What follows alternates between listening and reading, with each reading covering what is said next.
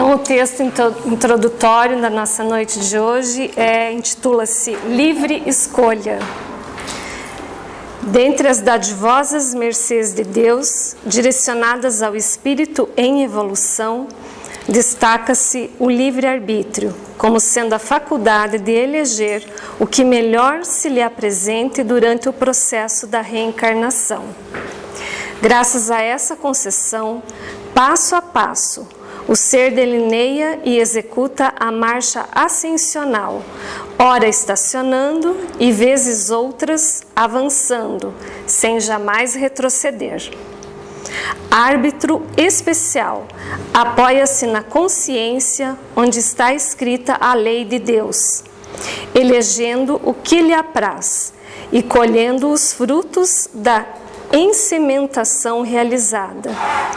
À medida que se ergue, superando os patamares da cartografia íntima da consciência, mais lúcida e melhor se faz a seleção optativa, delineadora de sua libertação. Em razão disso, a reflexão madura, o cuidado bem pensado antes da decisão, estabelecem o programa a desenvolver no futuro. Essa atitude dignifica-o, facultando-lhe apressar ou retardar a marcha. Senhor da responsabilidade, escolhe a conduta e entrega-se à ação, com a liberdade que a vida lhe concede.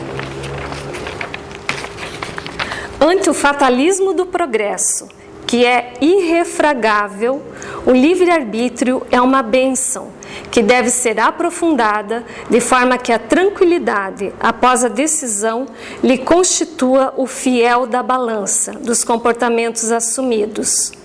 Como ninguém está fadado ao sofrimento, a opção livre para a ação bem direcionada impulsiona o ser para a plena autorrealização.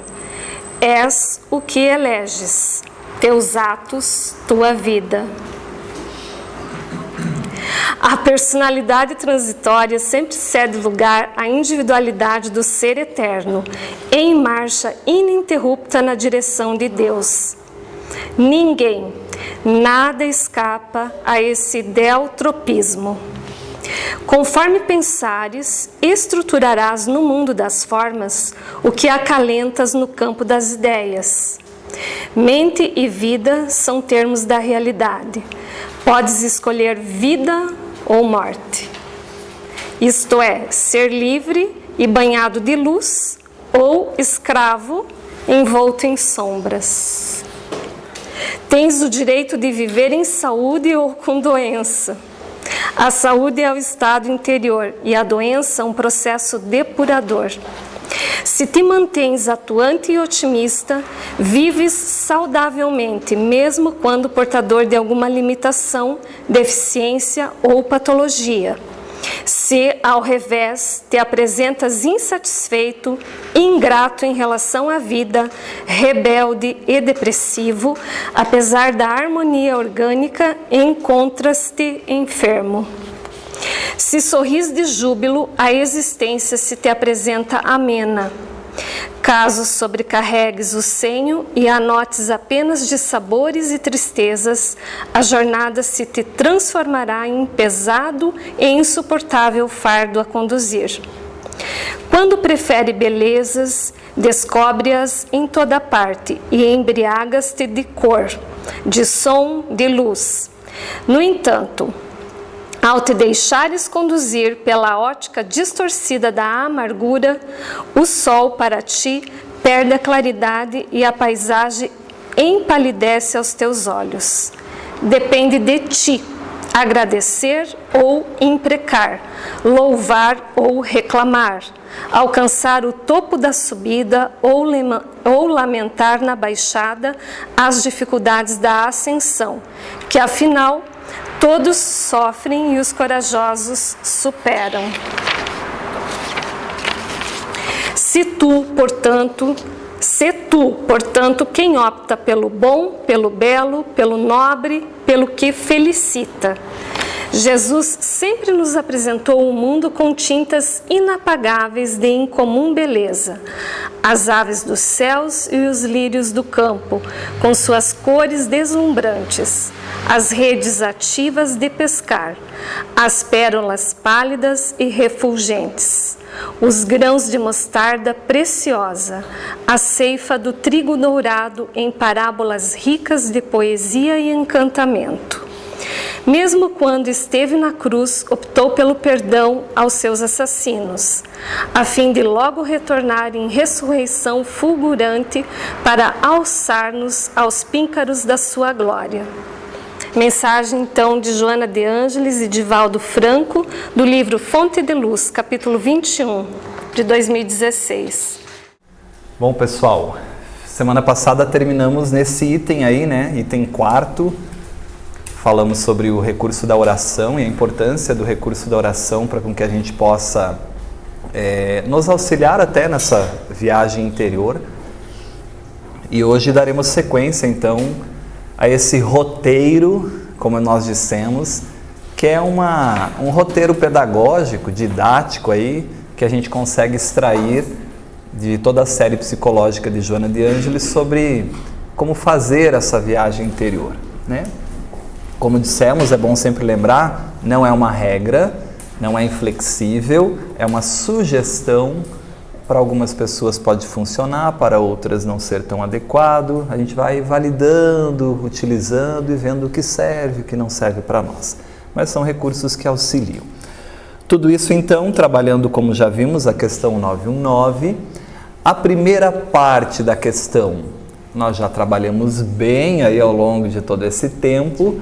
E eu disse a vocês que há nessa mesma questão uma segunda parte, que até então a gente não tinha comentado tanto, né? E a segunda parte é um item A, que tem na questão 919, em que Allan Kardec vai dizer, até exteriorizando o seu conhecimento filosófico, né? Porque ele diz, conhecemos toda a sabedoria desta máxima, aí o codificador aponta realmente a profundidade que ele tinha de estudos das mais diversas áreas, né? Então, conhecemos toda a sabedoria dessa máxima, sabemos que é importante conhecer a si mesmo, é isso que ele diz, porém, a dificuldade está exatamente em cada um conhecer-se a si mesmo, né? Sabemos que é importante, mas é difícil. E aí, como é um meio prático mais eficaz, como é extremamente importante, então Kardec pergunta, qual o meio de conseguir conhecer a si mesmo? De que maneira a gente pode fazer essa viagem para dentro de nós mesmos, proporcionando um conhecimento maior de nós mesmos? E aí sim, tendo, como ele diz anteriormente, a possibilidade de se melhorar nessa vida e de resistir à atração do mal. Porque aí, se nós nos conhecemos, fica mais fácil de resistir a essa atração do mal e, naturalmente, de melhorar nessa vida. E aí estamos falando de melhorar efetivamente e não de acharmos que estamos melhorando, né? Não aquela fachada bonitinha porque não nos conhecemos e ainda ficamos na persona. Então, essa resposta a essa questão, ela é bastante ampla, a gente vai trabalhar hoje. Ela é dada, lembram quem responde essa questão? Santo Agostinho, né? É Santo Agostinho quem responde. E ela é, como dissemos, bastante ampla, mas basicamente ela é o quinto item desse nosso roteirinho. E aí a gente coloca então como aspecto didático, número 5, realize a reflexão moral diária, que é exatamente a proposta de Santo Agostinho, a resposta do questionamento de Kardec.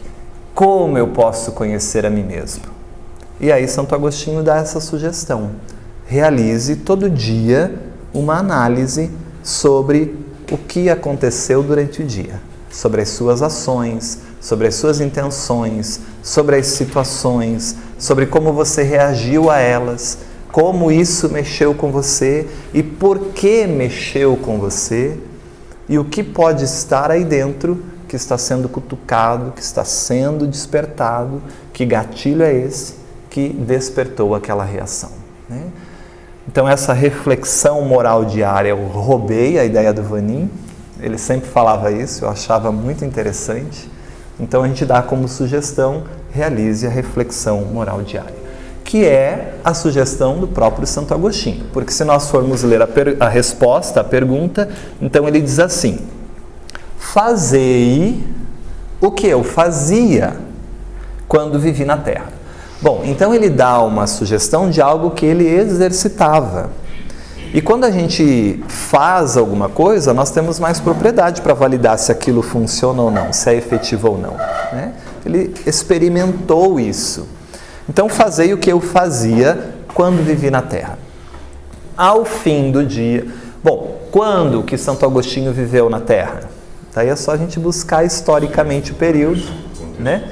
Nós já trabalhamos isso, quando falamos lá das vidas de Joana de Ângeles, lembram? De Clara de Assis, né? Trabalhamos alguns aspectos. Santo Agostinho de Hipona, vamos ter que retomar aí o período histórico, mas depois eu trouxe isso para vocês para a gente se situar aí no momento. Então, ao fim do dia, porque talvez era o melhor momento para ele. Era o momento em que ele dedicava um tempo para si mesmo, como a gente viu anteriormente. Mas pode ser no início do dia. Pode ser no meio da tarde, pode ser no melhor momento para mim, naquele dia. Cada um vai encontrar esse momento, esse período que é seu, que você vai dedicar alguns momentos para esse autoencontro, para essa reflexão moral diária, fundamentalmente tendo aquele item que nós comentamos, o terceiro, de adotar uma postura contemplativa perante a vida. Ou seja, observar a vida com atenção, atentamente, né? Ao fim do dia, interrogava a minha consciência, passava revista ao que fizera e perguntava a mim mesmo se não faltara algum dever, se ninguém tivera motivo para de mim se queixar. Só aí já dá pano para manga, né? Porque só essa partezinha, será que eu fiz alguma coisa que alguém poderia se queixar de mim? Só isso já dá para a gente fazer uma boa análise do nosso dia, né? O que já me lembra também, aí parece uma recomendação crística, né? Procure viver a sua vida de uma maneira que você faça às outras pessoas aquilo que você gostaria que elas fizessem a ti. Vê que a gente volta numa mensagem aí, numa regra áurea que vale para tudo, né? Que é, Vani? Porque quanto mais a gente procura vivenciar essa recomendação crística, menos as pessoas vão ter do que se queixar de nós. Porque mais a gente vai tentar fazer o que gostaria que fosse feito a nós, né? Foi assim...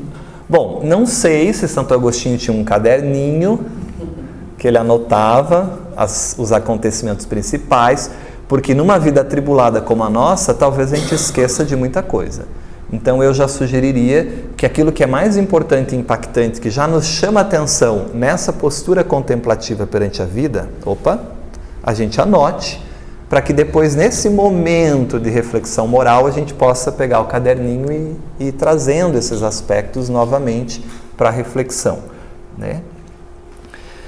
Foi assim que cheguei a me conhecer e a ver o que em mim precisava de reforma. Olha que lindo isso, né? Imagina o contato com a sombra aí. Imagina a percepção desse ego encontrando-se com algumas características adormecidas ali nesse inconsciente, sombrio para o ego, e a reformulação de muitas coisas que precisam acontecer quando esse ego contata esse conteúdo, né? E aí ele continua: aquele que todas as noites, olha que interessante com a recomendação de Joana, reserve diariamente, né? Todo dia, não é uma vez na semana. Então, todas as noites, evocasse todas as ações que praticara durante o dia. Difícil, né? Todas as ações que a gente praticou nessa vida que nós temos hoje. toda exterior, voltada para fora, com pouca interioridade, né? Mais ego do que self, fica... Como fazer isso? Aí o grande desafio, por isso que é um desafio.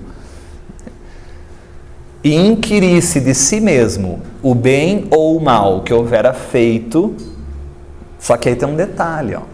Essa análise tem que ser a mais verdadeira possível, com intenção de realmente querer se conhecer e não de justificar, de querer dar uma tapadinha ali. Porque ele diz assim, inclusive rogando a Deus, o recurso da oração, e ao seu anjo da guarda, que o esclarecessem. Olha lá, a sintonia moral, mental que nós comentamos, para com que eu possa, inclusive, ser auxiliado a ter esses insights e essas percepções da minha sombra, desses aspectos sombrios que me compõem. Porque o meu objetivo é esse. Meu objetivo é perceber em mim esse inconsciente ignorado. E é isso que vai fazer com que a gente consiga aí ter melhores condições, né? De se modificar, de se conhecer, de perceber o que precisava de reforma, como ele diz. Grande força adquiriria para se aperfeiçoar, porque, crede-me, Deus o assistiria. Imagina as experiências que ele não teve aí de oração e de insights e intuição nesse momento de sintonia, que devia ser muito diferente quando talvez fosse fazer isso em outra situação. Para ele ter essa convicção de que como é importante pedir auxílio a Deus, essa questão da prece. E aí volta lá no que Joana de Ângeles recomenda que nós trabalhamos. Procure um momento de silêncio interior. Mas esse silêncio interior, no início, tem que ser também exterior, porque a gente não está habituado a silenciar. E aí tudo nos dispersa. Lembra aquela brincadeirinha que a gente falou que o ego vai se agarrando onde pode para não perder a casa? Porque meditar, contemplar é dar ouvido ao self, deixar o self falar, deixar o inconsciente falar. E o ego não vai deixar isso acontecer, porque vai perceber que está perdendo a hegemonia. Então o ideal é que no início a gente tenha um momento de silêncio. Talvez à noite seja mais favorável. Mas com a prática, com a vida mais contemplativa, com o exercício que a gente vai adquirindo, esse silêncio interior pode acontecer, como a gente brinca, 6 horas da tarde no meio do trânsito na Avenida Brasil. Porque é uma postura contemplativa. E aí, frente a uma resposta que eu tenho no trânsito, eu já estou na postura de contemplação. Na postura de análise e percebendo o que está vindo em mim. Por que me irritei tanto ali nessa situação?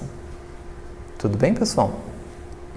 Dirigi, pois, a vós mesmos perguntas. Aí ele vai dando uma receita. Kardec perguntou como fazer essa viagem para se conhecer. Ele dá uma proposta. Dirigi, pois, a vós mesmos perguntas. Então a gente começa assim, fazendo pergunta. Interrogai-vos sobre o que tendes feito. Ó, uma sugestão de pergunta. E com que objetivo procedesses em tal ou tal circunstância? Por que será que ele fala isso, né? O que tendes feito? O que a gente consegue com essa resposta? O que a gente consegue no autoconhecimento identificar em nós com essa resposta? O que tendes feito? A mim me parece assim, que eu consigo validar se eu estou vivendo mais exteriormente para o ego e buscando mais as necessidades da vida do mundo em detrimento do self, ou se eu estou numa vida um pouco mais equilibrada entre aspectos do ego e aspectos do self. Concordam ou não? O que vocês acham? O que tendes feito? Nossa, minha vida está uma loucura. Eu acordo 6 horas da manhã, já levo meus filhos para a escola, entro no trabalho, meio-dia, uma correria, a gente almoça rapidinho lá, porque depois à tarde eu retorno, não sei o quê. No fim de 24 horas, eu vivi só para ego. O que tendes feito? Essa pergunta é muito importante no processo de autoconhecimento. O que está movendo minha vida? No que eu dedico maior parte do meu tempo? Isso é importante. Jesus ou Barrabás? Ego ou self? Como a gente brinca, né? E mais, não é só o que você tem feito, mas também o objetivo, ou seja, com que intenção? Porque às vezes você pode agir com uma intenção que é diferente da máscara ali que você está usando. Você usa uma máscara, as pessoas acham que você agiu de uma maneira, que você é aquilo, mas na verdade a tua intenção é completamente diferente, teu objetivo é outro. Então essas questões são importantíssimas para a gente avaliar esse aspecto ego, self, sombra, persona. E aí ele diz então sobre o objetivo no sentido de intenção, isso é importante, né? Com que objetivo procedesses em tal circunstância, sobre se fizesses alguma coisa que feita por outrem censuraríeis. Isso é muito interessante também. Às vezes a gente avalia só sobre a nossa perspectiva, mas sai um pouquinho da atuação. Está em dúvida? Sai e olha por cima, como a gente diz, né? Pega um helicóptero e olha o que você fez de cima, imaginando que é outra pessoa fazendo. E aí como você avaliaria isso, né? Feita por outrem censuraríeis? Sobre se obrasses alguma ação que não ousaríeis confessar. Fez alguma coisa que é inconfessável? São aspectos importantes para esse processo todo da gente ir percebendo tudo isso que nos compõe. Então aqui ele já dá um monte de exemplos de possibilidades de pergunta, que a gente pode começar fazendo essas perguntas e anotando as respostas num caderninho, né? E elas vão vindo, gradativamente isso vai vindo. Perguntai ainda mais. E aí ele dá uma ideia aqui de uma pergunta que pega a gente, né? É inquietante. Se aprovesse a Deus chamar-me neste momento, teria que temer o olhar de alguém ao entrar de novo no mundo dos espíritos onde nada pode ser ocultado? Isso é muito importante, porque no mundo dos espíritos nós não temos máscaras, porque nada é oculto, tudo é percebido por meio da vibração perispiritual. É óbvio que os espíritos, quanto mais aprimorados, mais capazes são de perceber o que compõe o espírito, né? Quanto menos aprimorado, às vezes não percebe o que compõe o espírito. Lembram aquela passagem brilhante das obras de André Luiz, em que uma moça bate lá e quer entrar dentro da cidade, né? E o mentor que está ali diz assim, não vai entrar, e o aluno queria deixar, né? Nossa, mas por que, coitadinha? E aí o mentor então dá toda uma aula, quando ele olha e vê mais do que o outro só enxerga, né? Como o Vanin gosta de enxergar e ver. Ele vê além, ele vê o perispírito, ele vê a vibração, e ele vê tudo que aquele espírito vibrava e não era capaz de viver naquele ambiente, porque é uma questão de sintonia. Por isso há muitas moradas na casa de meu pai, né? Então nada é oculto. E aí, nos envergonharíamos, né? Porque aqui no mundo físico a gente se encontra com as pessoas e tranquilamente veste a persona, sai feliz da vida. Mas intimamente não é nada daquilo que aconteceu ali, né? Então, se aprovesse a Deus me chamar nesse momento, Wagner, vamos voltar? E aí? Como é que eu entro no mundo espiritual? Como fica a minha consciência? Isso é importante, né? E se tem alguma coisa te incomodando, então vá lá e resolva. Peça desculpas, conserte, corrija, porque dá tempo, afinal, reconcilia-te enquanto estás a caminho. Porque depois é mais difícil. Já que a gente está junto, é mais fácil ir lá e resolver. Depois que um desencarna, sabe-se Deus por onde vai cada um. Sabe-se lá se a gente vai se reencontrar no mundo espiritual, depende da faixa de sintonia. Sabe-se lá onde cada um vai reencarnar. E sabe-se o tempo que vai demorar para a vida atrair novamente essa relação, esse contato. Então, reconcilia-te enquanto estás a caminho com Ele. É mais fácil, né?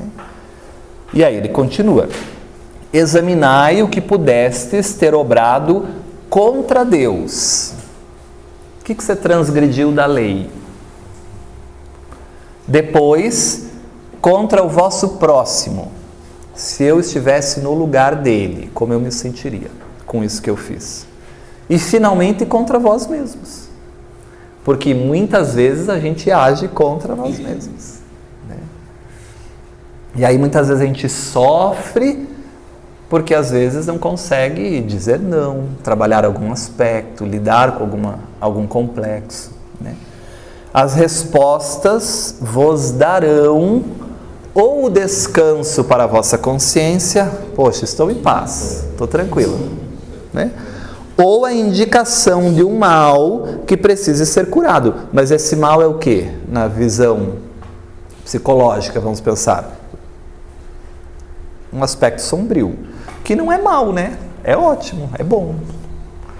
É temporariamente um mal, mas esse mal não é mal, porque é um mal que gera um efeito benéfico para o progresso, para o crescimento, né?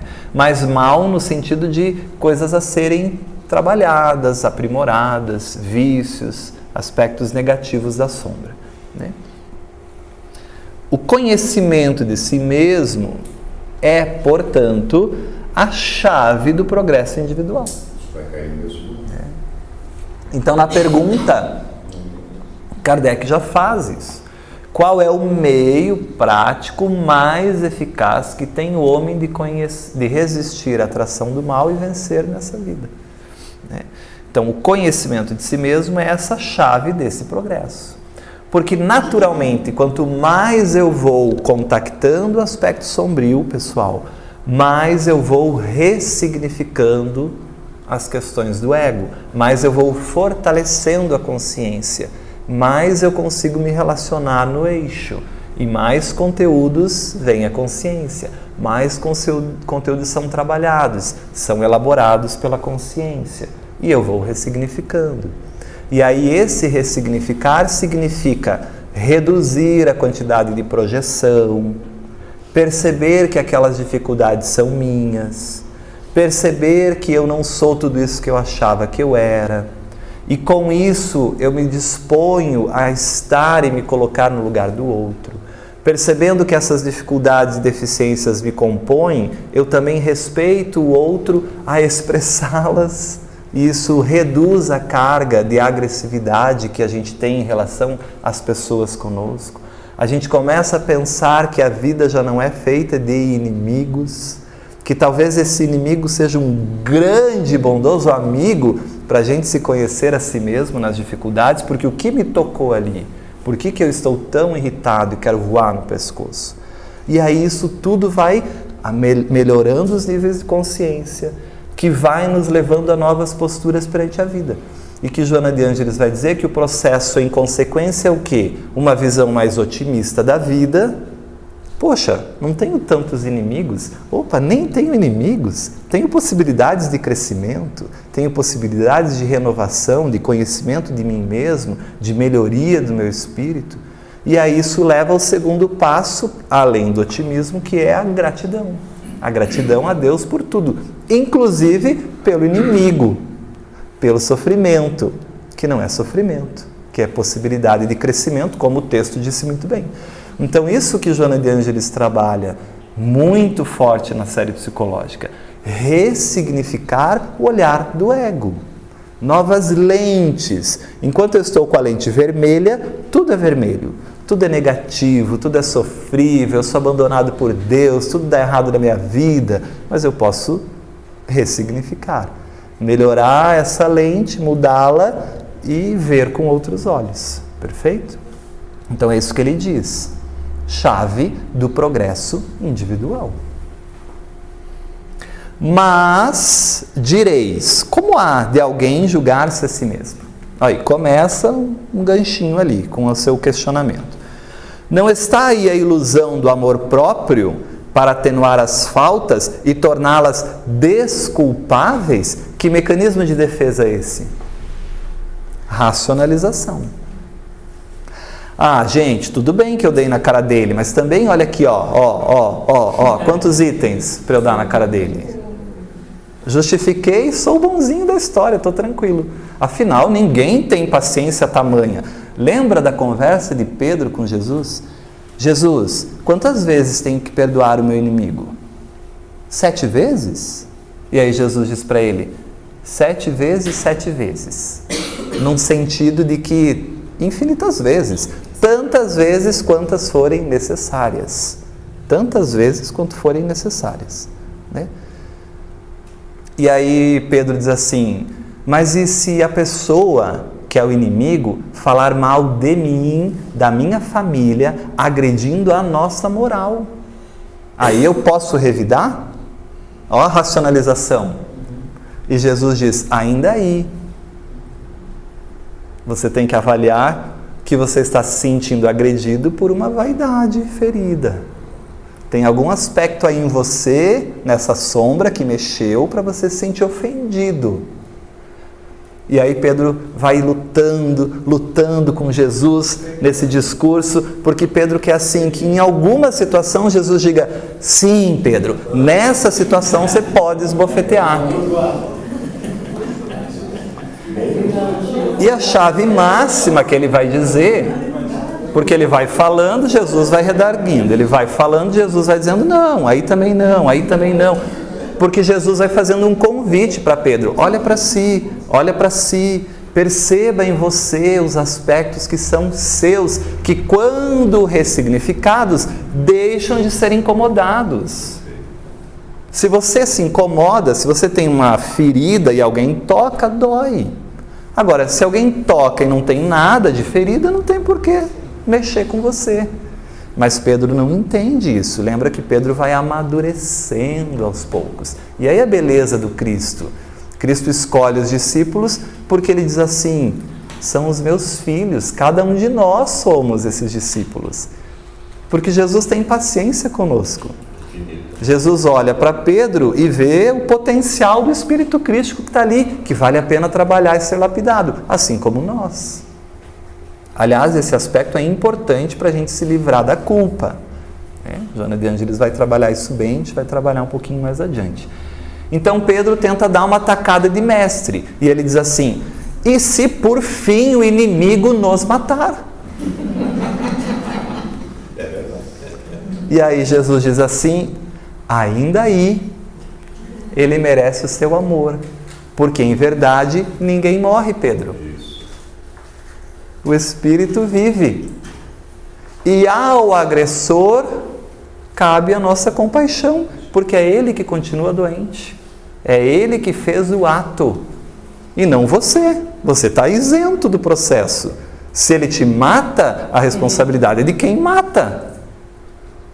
Não seja você que mate. Né? E aí Pedro então se dá por vencido, mas não concorda, porque o diálogo termina assim, diz Amélia Rodrigues, compreendo, entretanto, poucos têm essa coragem, essa paciência. Né? Ele diz assim, compreendo, mestre, entretanto, é muito difícil. Termina assim o diálogo. E aí Amélia Rodrigues se volta para Jesus e faz uma análise da psicosfera do que o mestre está pensando. Brilhante o diálogo, brilhante. Que vai dizer, Jesus então compreende que ele não tinha percebido que tem que voltar para si e aguarda novas possibilidades para educar o aprendiz. Né? Veja, não desiste nunca, nunca. Então, como é que eu posso fazer uma análise justa, julgando a mim mesmo, sem atenuar as faltas e torná-las desculpáveis? Nesse sentido aí de Pedro, e que nós faríamos, né? O avarento se considera apenas econômico e previdente. Olha a racionalização. Não, você é avarento. Não, você acha que eu sou previdente. O orgulhoso julga que em si só há dignidade. E aí ele vai dizer, isto é muito real, acontece. Mas tem uma forma da gente não cair nessa pegadinha. Né? Mas tendes um meio de verificação que não pode iludir-vos. Quando estiverdes indecisos sobre o valor de uma de vossas ações, será que eu agi bem ou será que não? Inquiri como a qualificaria se praticada por outra pessoa. Se outra pessoa fizesse isso que eu fiz, como eu avaliaria isso? Se a censurais noutrem, não na poderia ter por legítima quando fordes o seu autor. Mata a charada. Pois que Deus não usa de duas medidas na aplicação de sua justiça. Para ele sim, para você não. Ele é condenado, você é perdoado. Milagrinho para mim, para você, outra coisa. Perfeito. Procurai também saber o que dela pensam os vossos semelhantes. Olha lá, daí entra um pouco nisso que você disse, né? Bom, será que eu cumpri todo o meu dever? Não sei, deixa eu pedir para as pessoas. Vocês acham que eu sou um bom chefe? Vocês, enquanto funcionários, o que vocês acham que eu ajo que é ruim? Né? Mas aí tem que ter pessoas também boas para fazer isso, né? Porque muitas pessoas ficam amedrontadas, não querem se dispor, ficam naquele banho-maria, né? Então a gente tem que saber também como a gente vai lidar com isso. Se a censurais, não. Procurai também saber o que dela pensam os vossos semelhantes. E não desprezeis a opinião dos vossos inimigos. Aí é o melhor. Esse é o melhor para você pedir. Quem é o seu inimigo? Inimigo no sentido de uma pessoa que tem desavenças, diferenças. Porque esse vai falar a verdade. Mais às vezes do que o amigo que vai querer ficar no banho-maria para não se dispor. Apesar de se for amigo mesmo, fala mesmo. Né? Os verdadeiros amigos querem que você melhore. E aí eles vão apontar essas dificuldades. Porquanto esses, os inimigos, nenhum interesse têm em mascarar a verdade. Acho sim você arrogante. Aliás, não acho só arrogante. Acho isso, porque naquela vez você fez isso, naquela outra vez você fez isso, não é a primeira vez. Aí, se você quiser racionalizar, você fala o quê? Projeção dele, tudo bem, é tudo dele, não é nada meu. Não é esse o objetivo. O objetivo é disso tudo o que realmente me cabe. Vamos para essa conversa, para essa análise, essa ruminação comigo mesmo. Acho que isso cabe, acho que isso não cabe, né? Mas o que disso me desperta esse contato com a minha sombra? E Deus muitas vezes os coloca a vosso lado como um espelho. Então, se ele está falando tudo aquilo, às vezes é justamente esse mecanismo projetivo, a fim de que sejais advertidos com maior franqueza do que o faria um amigo. Né? Então, aí são alguns recursos que a gente tem. Né? Não faça esse exercício no dia de Natal, que vai acabar com a ceia de Natal, né? Você pode pedir para a família, vocês acham, o que vocês acham que eu sou? Quais são as principais deficiências que eu tenho enquanto esposo, enquanto pai, enquanto vizinho, sei lá, enquanto no trabalho, né? É um bom exercício. Aliás, isso a gente trabalhou um tempo atrás, quando falamos do Evangelho no lar, né? O Evangelho no lar riquíssimo é isso. Que a família se reúne, procura identificar as dificuldades, identificar a sombra de cada um, né? E não aquele evangelho de periferia, de máscara, né? Que abre lá, vai falar sobre o egoísmo, ou sobre orgulho, ou seja lá o que caiu no evangelho, e daí um vai falar assim, realmente o orgulho é uma chaga, é um mal da humanidade, assim como o egoísmo, assim como a vaidade. As pessoas realmente são muito egoístas, porque esses dias eu vi fulano fazer isso, achei um egoísmo tremendo, Beltrano também fazendo isso, e aí o outro comenta da vida do outro, o outro comenta da vida do outro, porque ninguém quer falar da sua, e aí termina o evangelho, está todo mundo bem, por cima da carne seca. Aqui não tem egoísmo, não tem problema nenhum. Bom, o Evangelho nos traz a reflexão sobre o egoísmo. Em que situações essa família é egoísta? Enquanto família e enquanto indivíduo. Em que situações, meu filho, você acha que eu sou egoísta? Porque eu posso dizer as situações que eu acho que você é egoísta. E aí isso tem que ser feito com maturidade, com pessoas que queiram crescer, que queiram aprender. Sem levar para o pessoal, mas como objetivo de crescimento, de aferição e constatação de um aspecto sombrio. Poxa, eu nunca percebi isso. Me desculpe, vou procurar agora olhar com mais atenção para esse pitbull que foi aflorado aí, que vocês apontaram. E aí a gente cresce. Por isso é a chave do progresso, se feito verdadeiramente, com intenção, com objetivo de querer crescer. Diferente se a gente faz querendo mascarar as coisas, levando em banho-maria. Portanto, perscrute, ou seja, investiga, sonda, explora, examina. Olha o olhar contemplativo. É isso aí, olhar com atenção. Conseguintemente, a sua consciência.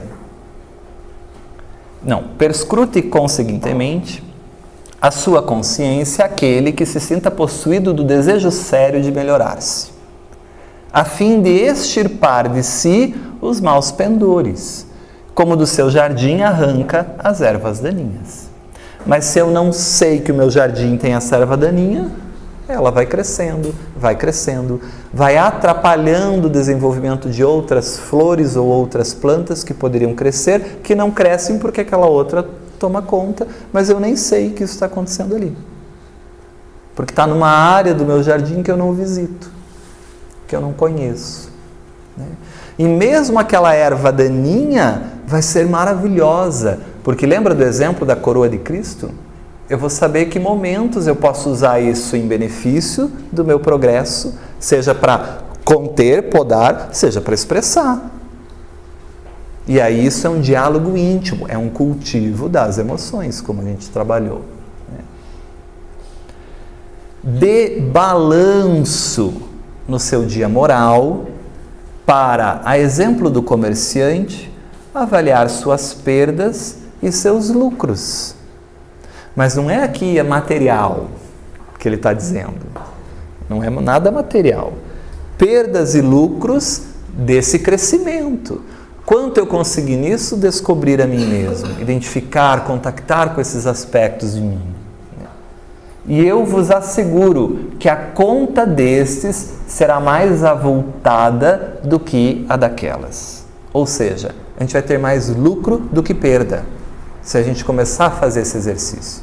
Porque é um mecanismo que tem uma possibilidade de domar tudo isso, de crescimento interior.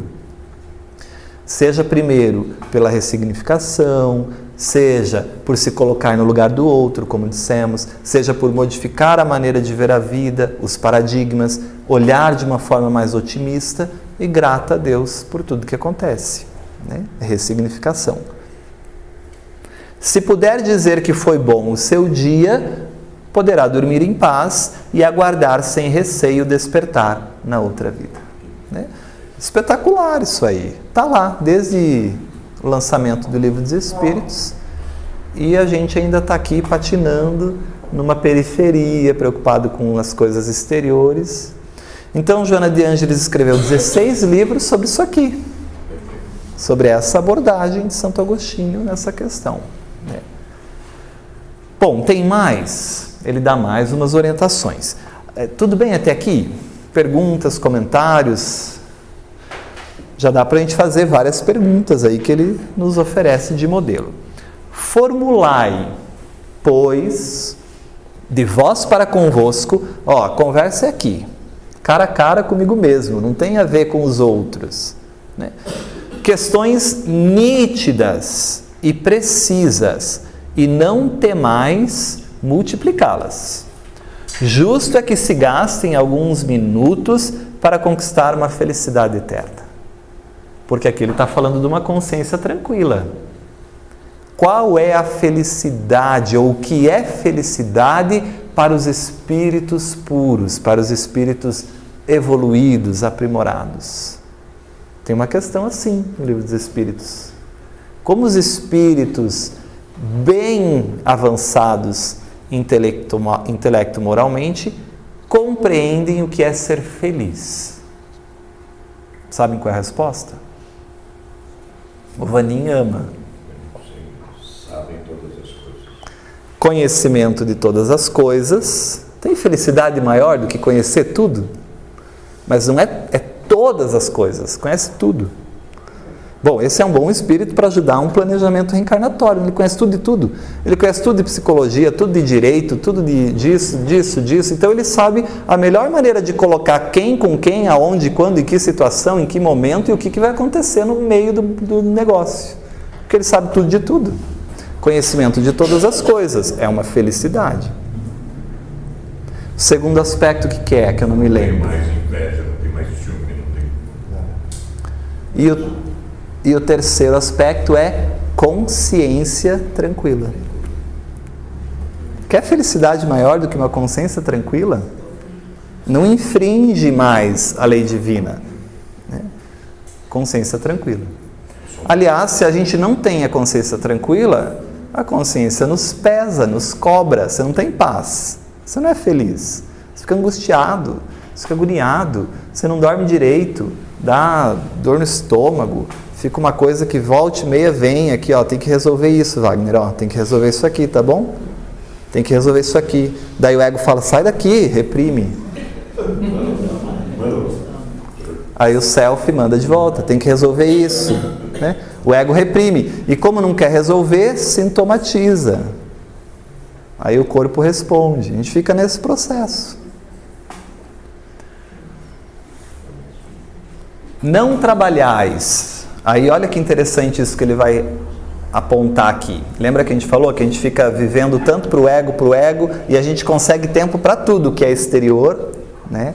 Não trabalhais todos os dias com o fito de juntar haveres que vos garantem repouso na velhice? Não constitui esse repouso o objeto de todos os vossos desejos, o fim que vos faz suportar fadigas e privações temporárias? Não, tudo bem, eu vou sofrendo essa segunda-feira de manhã chuvosa a trabalhar porque tem uma intenção melhor, que é garantir minha aposentadoria. A gente não suporta aquilo porque tem esse objetivo? Pois bem, diz ele, que é esse descanso de alguns dias, turbado sempre pelas enfermidades do corpo, em comparação com o que espera o homem de bem? Ou seja, todo esse estímulo aqui, ó, todo esse empenho, a vida toda para você aposentar tranquilamente, né, com recursos amoedados, para você viver em paz. Esse tempo aqui, ó, não é nada comparado ao tempo que o homem de bem tem no mundo espiritual, na tranquilidade consciencial, porque o espírito é eterno. Aliás, a gente está pensando só aqui, ó, na aposentadoria. Os espíritos vão dizer que a existência não é nada comparada à eternidade do espírito. É um piscar de olhos. Né?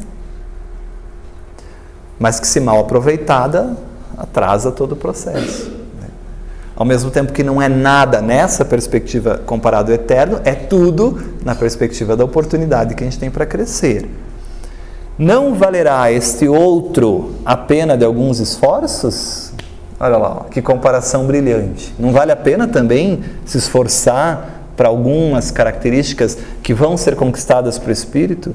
Sei haver muitos que dizem ser positivo o presente e incerto futuro. Racionalização de novo. Ah, vou garantir o presente, porque o futuro a Deus pertence. Sei lá o que acontece amanhã, sei lá o que acontece depois da morte. Como eu não sei o que acontece depois da morte, é um enigma, vamos garantir aqui, que aqui a gente sabe o que acontece. E aí Allan Kardec, em publicando o Livro dos Espíritos, diz pra gente, os espíritos explicaram o que acontece. Os espíritos mostraram racionalmente a vida futura. E aí, se eu entendo agora a vida futura, eu deveria mudar toda a vida presente, em função de tudo isso que eu aprendi lá, que acontece na vida futura. Porque se eu sei que a vida futura é reflexo das minhas ações do presente, eu vou viver de uma forma a ser feliz, ad eterno, e não só aqui. Porque aí eu posso infringir um monte de lei para ser feliz aqui, na visão do ego, do que é felicidade, e depois arranjar para a cabeça. Como diz Haroldo Dutra Dias, se o criminoso soubesse o que está plantando para o amanhã, ele não faria o que faz. Porque muda completamente a visão da vida. É aquela mesma pergunta que eu fiz para vocês um tempo atrás. Entender reencarnação mudou o que o seu comportamento na sua vida? Se não mudou nada, então você precisa rever isso. Precisa refletir, contemplar, meditar mais sobre esse aspecto. Porque se a gente sabe que vai reencarnar e os aspectos todos envolvidos nesse processo, então a gente tem que modificar a nossa vida. Caso contrário, não está no coração, não está na vivência, está só em qualquer coisa, no intelecto, em qualquer coisa, menos na vivência. Não serve para nada. Então, isso tudo vai mudando. Então, a ressignificação é fundamental para esse ego, né? E isso vai acontecendo à medida que as situações da vida nos apresentam esses desafios. E aí você toca num aspecto muito importante. Eu posso usar aquilo para avaliar o meu aspecto sombrio, no sentido de, poxa, o que tocou em mim, o que despertou aí, que sentimentos e sensações vieram à tona. E aí você dá até um passo além, que ela trabalha em psicologia da gratidão, que é o ser humano um pouquinho mais avançado. A gente lembra de Jung, o contato com a sombra é a obra do aprendiz. Depois que a gente aprende, exercita um pouco aí, a gente dá passos mais avançados, até chegar à obra-prima, que é o relacionamento com o ânima animus. Mas nesse caminhar, ela vai trabalhar esse aspecto de por que eu deixei de fazer o bem? Porque quando a gente faz essa pergunta, a gente descobre o mal. Eu deixei de fazer o bem, tinha a oportunidade e deixei de fazer. Aí a gente começa a olhar o quanto egoísta a gente é, o quanto vaidoso, o quanto isso, o quanto aquilo, o quanto e tantas coisas que a gente tem ainda ali, que é o mal, no sentido, aí o que Santo Agostinho diz, esse mal que tem que ser vivenciado e descoberto por nós, né? Então pode ser que eu queira aproveitar aqui o presente, porque o futuro para mim é incerto. Mas uma vez que a gente lê o Livro dos Espíritos, não dá mais para pensar assim. E aí ele vai apontar isso. Ele vai dizer que o lançamento do Livro dos Espíritos acaba com essa visão. Então, ora, esta é exatamente a ideia que estamos encarregados de eliminar do vosso íntimo, visto desejarmos fazer que compreendais esse futuro. Aliás, lê o Céu e o Inferno. Está lá, desdobrou isso aqui. De modo a não restar nenhuma dúvida em vossa alma. Por isso foi que primeiro chamamos a vossa atenção por meio de fenômenos capazes de ferir-vos os sentidos. Primeiro momento do Espiritismo, primeira fase, fenômeno, para atrair todo mundo para aquilo, né? Hoje nós não estamos mais na era do fenômeno. Hoje a gente está numa era que Kardec diz que é uma sequência ao fenômeno, que é o desdobramento moral, é o aspecto filosófico moral do fenômeno, né? Daquilo que foi trazido. Então, os fenômenos capazes de ferir-vos os sentidos e que agora vos damos instruções que cada um de vós se acha encarregado de espalhar. Com esse objetivo é que ditamos o Livro dos Espíritos. E aí assina a mensagem, Santo Agostinho. Então você vê, já nos primeiros séculos, né, aqui historicamente, 354, 430, século IV e V, né? E aí uma frase bonita dele, que está inclusive nesse livro, Adri, que você falou, das Confissões. Quantas riquezas possui o homem em seu interior? Ele busca em Sócrates, né? Busca em Sócrates. Porém, de que servem se não as explora e investigas? E ele tem uma frase bonita também de Santo Agostinho, que é: fazei de vós mesmos uma unidade. É muito bonita essa frase também. Se a gente pensar na reflexão psicológica, essa integração ego-self, né? O luminoso, o ser crístico, né? Bom, então fica essa sugestão de Santo Agostinho e do Vanin, reflexão moral diária. O Vanin deu o nome, realiza a reflexão moral diária. E aí, como sugestão didática, a gente propõe o recurso do questionário. Mas que perguntas eu faço? Então a gente propõe aí um questionário para você no início fazer essas perguntas, mas depois você vai fazendo as suas próprias perguntas, o que você tem interesse, o que você necessita, o que aconteceu e que mexeu contigo naquele dia. Então utilize o recurso do questionário para auxiliar inicialmente esse diálogo, depois não há mais essa necessidade. A gente vai ficando mais familiarizado com esse momento de relaxamento, de diálogo consigo mesmo, que vai conversando com esse ânima animus até no trânsito, até no dia, até indo para o almoço, em qualquer momento, como a gente diz. O importante é analisar as ações e acontecimentos do seu dia e, fundamentalmente, a sua reação emocional a eles. Como eu me senti, como eu reagi, né? E o sentimento envolvido que te motivou a agir daquela maneira, ou seja, qual foi a minha intenção. E aí a gente propõe algumas perguntas. Então a primeira questão, qual foi, isso aqui é a proposta de Santo Agostinho, qual foi o objetivo principal do meu dia hoje? Tá, o que eu posso aprender com essa resposta? Será que meu dia foi dedicado ao equilíbrio entre o meu trabalho, a minha família, a minha saúde, o momento meu comigo mesmo? Está equilibrado o meu dia? Eu tenho um momento para minha família, um momento para o meu trabalho, um momento para a minha saúde, um momento para eu fazer a reflexão moral? Ou será que o meu dia está para o meu trabalho, para a minha família e só? Tudo bem. Como questão 2 aí. Como acordei? Qual era meu estado de alma, meu humor, minha disposição? Então, quando a gente acordou, como que eu me sentia? Por que vocês acham que isso aí é interessante para quem está se conhecendo, essa questão?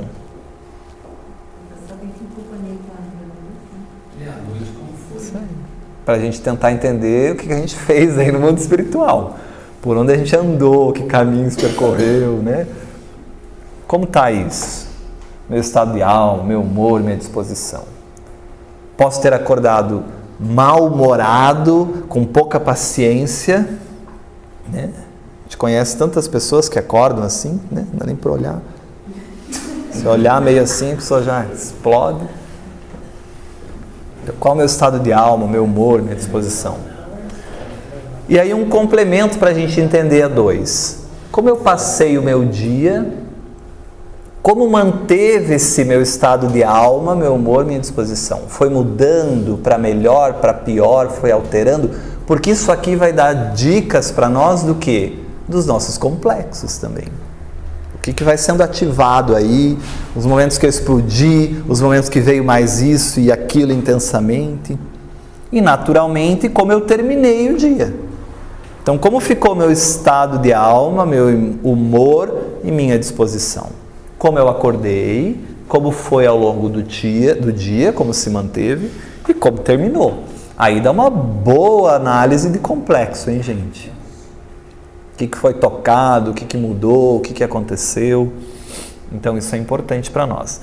O que causou isso, como eu reagi, sempre buscando essas emoções, essas reações em nós, né? E aí tem 5, então, que fatores... Então, olha só, como eu acordei, como eu me mantive, como eu terminei. Mas aí no meio tem o durante, como diz o Vaninho. Então, nesse durante, o que aconteceu para eu mudar da maneira como eu acordei para como eu fui dormir? E aí é que a gente começa a perceber as ações, as nossas reações, os complexos que foram ativados. Então, que fatores ou acontecimentos contribuíram para eu mudar da maneira como acordei para como foi dormir? Seja acordando bem, indo dormir péssimo, seja acordando bem, indo dormir bem, seja acordando mal, indo dormir bem, seja acordando mal, indo dormir péssimo, né? Todas essas variações possíveis. Estive atento e consciente, olha aí a postura contemplativa, né? Me percebendo, avaliando o meu comportamento, minhas reações e o meu estado interior. Isso é importante. Tudo no sentido de cultivo das emoções, né? Aí vem uma outra questão, como sugestão. O que eu fiz de bom no dia de hoje? E aqui às vezes fica um vácuo. Ó, o que não fiz, mas deveria ter feito hoje. Também uma possibilidade. Que pode abrir margem para alguns aspectos de dentro de nós aí, né, desse conhecimento. O que não fiz, mas deveria ter feito hoje. E aqui a gente começa a perceber aspectos de organização, o que a gente se organiza para fazer, o que dá conta, por que não fiz, enfim, traz muita coisa que é muito particular, como dissemos, né? Muito pessoal. Tem 9 aí também como sugestão. O que eu não deveria ter feito hoje, mas fiz? Como diz a frase, né? Tudo posso, mas nem tudo convém, né? De Paulo, no caso. Então, o que eu não deveria ter feito hoje, mas fiz, né? Aqui a gente pode perceber alguns aspectos importantes também das nossas características, né? Fiz todo o bem que estava ao meu alcance.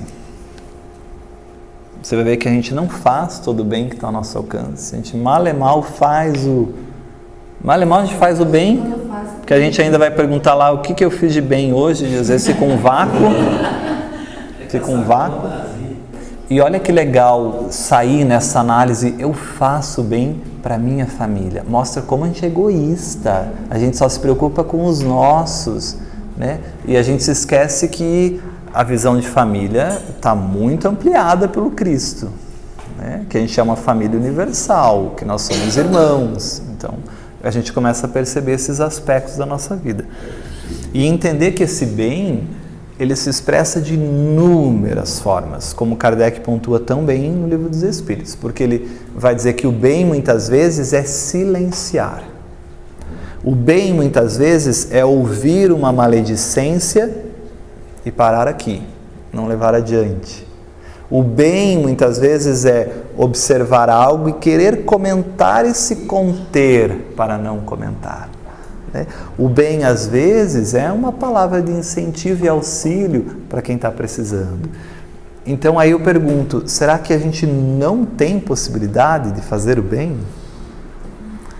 E os Espíritos respondem, só quem é muito egoísta não vê possibilidade de fazer o bem, porque só pensa em si.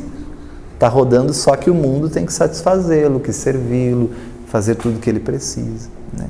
Então tem que ampliar esse entendimento desse bem, né? Será que alguém tem o que se queixar de mim? Também é importante. Seja em ações, seja em palavras, seja em atos feitos, seja em ausência do ato, deixar de fazer. Quais foram os meus pensamentos ao longo do dia? Nos ajuda a perceber essa sintonia, essa vibração, assim como a gente acordou, como a gente ficou durante o dia, como a gente terminou o dia. Interessante outro aspecto, Joana de Ângeles fala a importância da oração, né? Será que ao longo do dia, pelo menos num momento desse dia, será que eu me conectei com Deus? Então, ao longo do dia eu me conectei com Deus. Que legal quando a gente chegar num dia, num momento do nosso estado evolutivo em que a nossa vida é uma oração, como a gente comentou semana passada aí, né? Que a vida é uma oração. Tudo que você faz é um contato direto e pleno com o Criador, de gratidão, de auxílio, né? Mas a gente ainda não vive isso, né? Então, será que ao longo do dia me conectei com Deus? Eu recebi alguma crítica no dia de hoje? Era meritória? Né? Tinha razão de ser? Como eu reagi? Então aí a gente começa a entender as nossas feridas, né, gente? Complexo, mecanismo de defesa, racionalização, justificativa, né? Justificar as ações, quer seja projeção, enfim, trabalhando o cultivo das emoções e complexos aí. Eu recebi algum elogio no dia de hoje? Era meritório? Como eu reagi? Então, que a gente pode entender complexo de inferioridade, complexo de superioridade, como eu me relaciono com isso, vaidade, né? Falsa modéstia, né? Tudo isso a gente começa a despertar dentro de nós. Adoro um elogio, mas naquela hora eu disse assim, imagina, que é isso? Imagina. Mas por dentro eu estava vibrando. Então a gente começa a perceber esses aspectos todos que nos compõem, né? Como que eu percebi meu corpo e a minha saúde no dia de hoje, né? Então, Joana de Ângeles aponta a importância também para essa questão corporal da saúde, dedicar um tempo à saúde também do corpo, que é um instrumento do espírito, né? Que momento lá do dia, né, você se dedicou à saúde do teu corpo, né? Quer seja por uma atividade física, quer seja por um momento que você tranquiliza um pouco mentalmente, quer um momento que você se dedica a uma alimentação mais saudável, enfim. Como que está isso? Estou mais disciplinado? Continuo completamente indisciplinado? Né? E aí às vezes eu sou tão indisciplinado, que eles me dão um intimato. Vai desenvolver um diabetes e aí ou disciplina por força ou desencarna antes. Né? E aí a gente vai trabalhando esses aspectos. Porque você imagine quão indisciplinado deve ser um espírito para moldar uma dificuldade como diabetes, que ele tem que ser obrigado a se disciplinar, porque se ele não se disciplina, e nem assim às vezes o espírito aprende a disciplina, porque ele se empanturra de açúcar e se empanturra de insulina depois, para compensar, né? Dei sentido ao meu algum sofrimento está entre aspas aí, tá? Porque ninguém sofre, a gente já sabe. Se você achar que você sofre, leia Plenitude, né? Algum sofrimento me ocorreu nesse dia, como reagir? Reagi desesperado, angustiado, me achando injustiçado, me sentindo desamparado? Ou reagi com serenidade, com tranquilidade, pedindo a Deus que me ampare em mais esse desafio, que eu possa ser intuído em como visualizar aí as soluções, que eu possa ter resistência para suportar, né, aquilo que não tem, que independe de mim, mas que eu tenha clareza. Vale o risco? Claro, tem que ser, né? É uma mistura. E nós somos esse vulcão aí, essa panela fervendo, né? Lembra que nós não somos assim, né, Ari, essa sintonia, a gente é essa montanha-russa, né? E aqui eu brigo com Deus, aqui eu faço as pazes com Deus, aqui eu brigo de novo, e aqui eu me desespero, e aqui eu volto para o equilíbrio, e aí vai indo. Então aqui explica para a gente talvez um pouco desses aspectos de como eu vejo o mundo, como que está a lente do meu ego, como eu encaro aquilo que está acontecendo, né? Que postura eu tenho perante a vida, uma postura de filho de Deus, amparado pelo Criador, que sabe tudo, que é justo, que é bom, ou uma postura ainda de coitadinho de mim, estou sofrendo, como eu vejo isso? Então é uma consequência. Dei sentido ao meu sofrimento? Eu consigo dar sentido? Eu consigo significar e ressignificar isso? Então consigo compreender que esses desafios são oportunidades de progresso e conquistas, né? Ou me desesperei, né? Então esses sofrimentos que nos alcançam, os conflitos existenciais que todos nós temos, que não são poucos, a gente sabe a batalha que é o dia a dia, né? Num mundo de provas e expiações, vence um, vem outro, e não são tão fáceis e tão simples, mas com a compreensão de que são perfeitos, de que está perfeito para o nosso cargo, para o nosso caminhãozinho aí suportar e carregar essa cruz, né? Agora, quando não compreendidos, quando a gente não entende o significado, o sentido, esse sofrimento pode pôr abaixo os mais belos empreendimentos da vida. Porque pense que todos esses sofrimentos, eles foram acordados para o meu crescimento.